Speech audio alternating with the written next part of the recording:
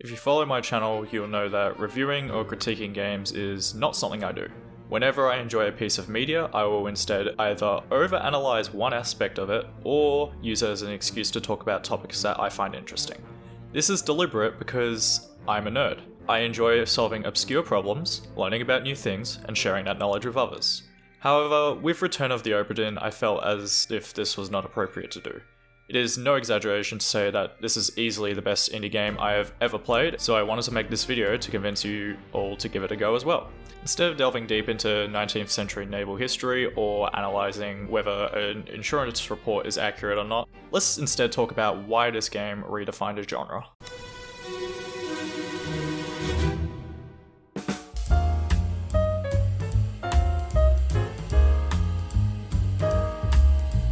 For those unaware, Return of the Obra Dinn is a game developed by Lucas Pope, the creator of Papers, Please.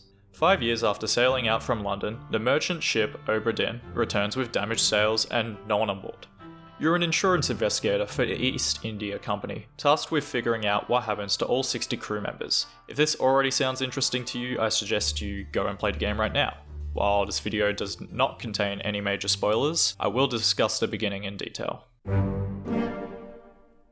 To help in your ordeal, you are provided with a mostly empty journal. It contains a preface from Henry Evans, the voyage route, a map of the ship, the crew manifest, and 3 drawings with everyone who was on board.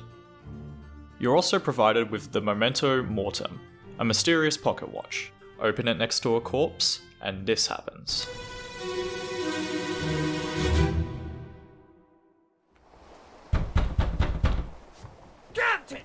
Open the door! Kick it in. Lest we break it down and take more than those shells! You bastards may take exactly what I give you! I won't lie, my first experience with this went something along the lines of, holy shit. If you thought this would be your usual detective game, then you are wrong. In one short scene, Lucas has already thrown all the rules out the window. Most mystery games often fall into the pit of trying to be as realistic as possible, investigating a crime scene, looking for clues, interviewing witnesses, etc. But Obra Dinn doesn't. While a pocket watch that allows you to listen to the moments before someone's death and explore a freeze frame of the incident is supernatural, it's fun. So who cares? Watching a scene play out is much more exciting than investigating the aftermath. When a scene fades out, a new page is filled out with the details of what just happened. You can look at the transcript of what was said, see who was present in the scene, and remind yourself where the body was found. For each death, only 2 questions are asked. Who is this, and how did they die? That's it. The game cuts the crap and gets straight to the point.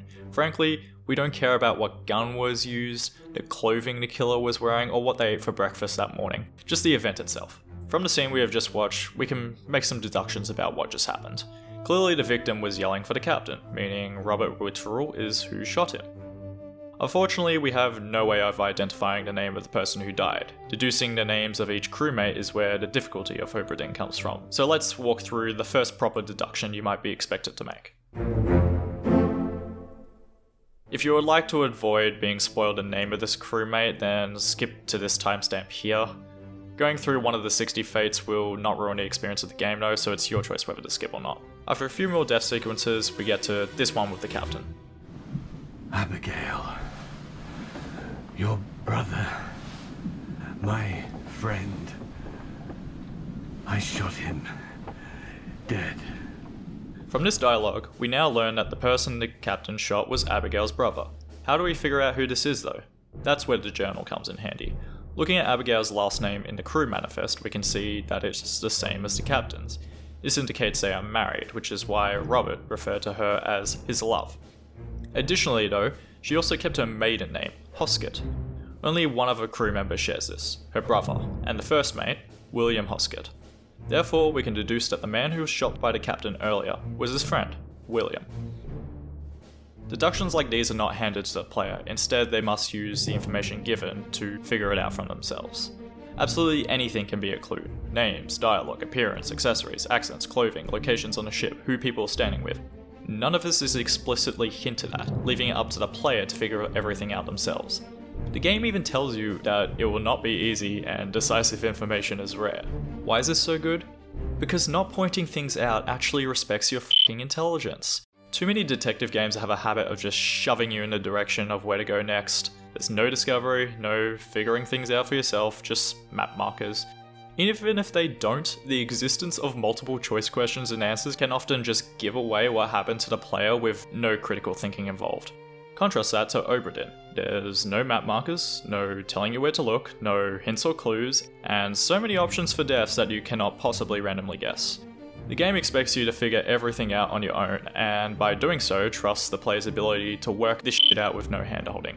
Making a logical deduction in Obra Dinn is so much more satisfying than in any other game because you really had to earn it. Something I have to talk about is the pretty genius mechanic of how your progress is validated. The game only confirms correct fates when you have entered in sets of 3.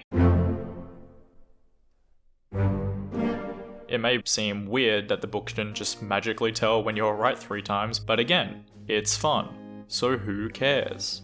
Rather than worry about whether this is realistic, Lucas prioritizes the game's enjoyment instead. The 3-set validation makes the game so much fairer in 2 different ways. Firstly, it means you can't just randomly guess the fate of every single crewmate. You're forced to put your big boy pants on and actually use some brain power to make some deductions. While you could technically get lucky, it's highly unlikely, extremely discouraged, and just ruins the experience for yourself. The system also has the added benefit of indicating when you're wrong. If you have entered in someone's fate, but it was not part of the set of 3 others validated, you know that entry is incorrect and you should revisit it. While this allows for some guessing between a few options, for example between 2 different brothers, it is mostly helpful for player enjoyment. Hardcore solvers will hunt for every clue, while more casual players can use this guess method to their advantage if they want to continue progressing. Obra Dinn's story is ultimately a tale of tragedy. Without giving anything away, I'm just going to say that this ship has to be one of the most unlucky to ever set sail. The narrative isn't anything revolutionary, but it is well thought out, has some twists, and is good enough to keep the player interested. Lucas did an amazing job at depicting what life at sea was like in the early 19th century, and deserves credit for his attention to detail in how different crew roles are expected to act. As I do not want to spoil anything, I will instead talk about the way the story is framed. The whole tale is discovered out of order, with us seeing the final events to take place first. Unconventionally, we begin at the end, staring down the barrel of the captain's gun. For most of the 10 chapters, we actually view what took place in reverse. If other games were to do this, the narrative would quickly become confusing and impossible to follow. However, Obra Dinn is not other games. In fact, this backwards storytelling only enhances the gameplay. Any good detective game will keep you asking questions. By starting at the end, we ask, how did it get to this? Watching earlier death scenes will then answer some of those questions we have, but also introduce more. Why are all these people dead? Why was this man accused of murder? What's in the chest? It's an addictive cycle of constant new information that keeps you hooked for hours until eventually you see all there is to see. Before you know it, you're given all the pieces to solve every crew member's fate. Really quickly, I just also want to mention how good this game just sounds overall. The attention to detail in the sounds on the ship, as well as the voice acting, is phenomenal. Not to mention how good the music is. Never thought I'd be jamming out to bells until the Obra Dinn OST dropped. Even the most perfect games can have a few flaws, and Obra Dinn is no exception. Most of the 60 fates felt extremely fair to deduce, however there were some which seemed very unreasonable for an average invested player to spot. As these were only minor characters and could be left until the end of the game, this was no big deal. Expecting someone to notice what was missing in one particular scene in order to distinguish 2 crew members was not fair though. Additionally, some of the deaths seem pretty ambiguous as to what happened. Luckily, the game will often accept a few different causes of death in these cases, so this is barely an issue. I imagine this game would also not be as enjoyable for players who do not primarily speak English. I obviously did not have this problem, however, some of the deductions did require distinguishing between a few different accents. While there's often more than one clue to help identify the important characters, I can understand how frustrating it would be for a player with no knowledge of Scottish or Irish accents to tell the 2 apart. Considering the game was created entirely by only one person though, it's easy to overlook these flaws as they are really minor. Indie games are often some of the most unique experiences out there, and Return of the Obra Dinn is no exception. Lucas Pope has truly reinvented the mystery genre entirely on his own, creating one masterpiece of a game.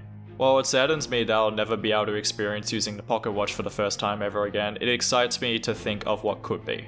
I really do hope Obra Dinn is the first of its kind. Besides, if one person can make this, who knows what a whole team with more resources could do. If I convince you to give this game a go, or you just enjoyed the video, please leave us a like and subscribe. I know this is a little different to the more ridiculous stuff I do, however, I will get back to making more videos soon. I have a few ideas in the works, so just hit the bell to get notified when I release them. Now I'm gonna go off and play the Pokemon Diamond remake. Later, nerds.